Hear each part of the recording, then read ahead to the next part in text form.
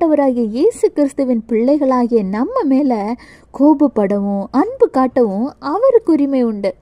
நம்ம பரிசுத்தமா நல்ல பிள்ளைகளா இருந்தா மட்டும்தான் ஆண்டவர்கிட்ட நம்ம அன்பு கூற முடியும். நம்ம அன்பு காட்டும் பொழுது ஆண்டவர் நமக்கு பல மடங்கு அன்பை தருவாங்க. கர்த்தர் சொல்கிறார், யோசுவா 23:11, ஆகையால் உங்கள் தேவனாகிய கர்த்தரில் அன்பு கூறும்படி உங்கள் ஆத்துமாக்களை குறித்து மிகவும் எச்சரிக்கையாயிருங்கள். ஆண்டவர் எப்பவுமே அன்பாதாங்க நம்ம மேல இருக்கிறாரு. பைபிள்ல அன்பில்லாதவன் தேவனை அறியான், தேவன் அன்பாகவே இருக்கிறார்னு இருக்கு. ஒன்று ஞாபகம் வச்சுக்கோங்க, ஆண்டவருடைய அன்பு நம்மை விட்டு விலகாதபடி நம்ம ரொம்ப எச்சரிக்கையா இருக்கணும். ஏன்னா அவருடைய அன்பு நம்ம விட்டு விலகினா நம்ம வாழ்க்கையே இல்லைங்க. நம்ம உலகத்துல வாழ்றதுக்கு கூட அர்த்தமே இல்லாம போயிடும். எல்லாத்துக்கும் மேல நம்ம வாழ